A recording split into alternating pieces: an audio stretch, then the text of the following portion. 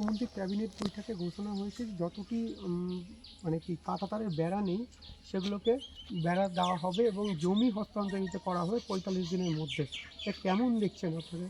না, এইটা আমাদের সুখদেবপুর গ্রামবাসী, আমরা মালদা জেলার বৈষ্ণবনগর বিধানসভার অন্তর্গত।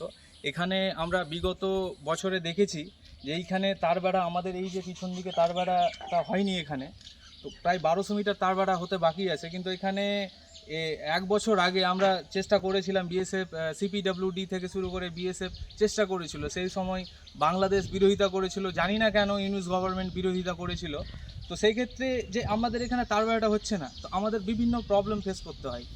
১ নম্বর হচ্ছে খোলা ফেন্সিংয়ে, ফাঁকা ময়দানে, টেররিস্ট, তারপরে জাল নোট, অবৈধ কারবারি, ফেন্সি ডিল, তারপরে অনুপ্রবেশ, যেটা আমাদের বর্তমান সময়ে সরকার, বর্তমানে পশ্চিমবঙ্গ সরকার যেটা আগে থেকেই বলে আসছে বিজেপি, যে এখানে অনুপ্রবেশ হয়ে থাকে যেখানে তারবেড়া নেই। তো এখানে আমরা দেখে থাকি যে অনুপ্রবেশ হয়েছে, অনুপ্রবেশের সাথে সাথে জাল নোট, চোরাচালানকারী।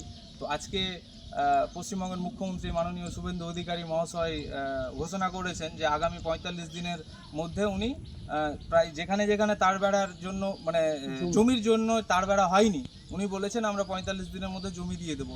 আর উনি বিগত ২০২৫ সালের ২৬শে জানুয়ারি এখানে এসে ঘোষণা করে গিয়েছিলেন যে তিরঙ্গা যাত্রায়, যে আমরা যদি ক্ষমতায় আসি আমরা তারবেড়া করবো। তো মুখ্যমন্ত্রীকে অসংখ্য ধন্যবাদ, উনি কথা রেখেছেন, আমাদের সুখদেবপুর গ্রামবাসীকে কথা দিয়ে গিয়েছিলেন যে আপনারা আমাদের সঙ্গে থাকুন, আমরা তারবেড়া করে দেবো। আমার নাম পীযূষ মণ্ডল।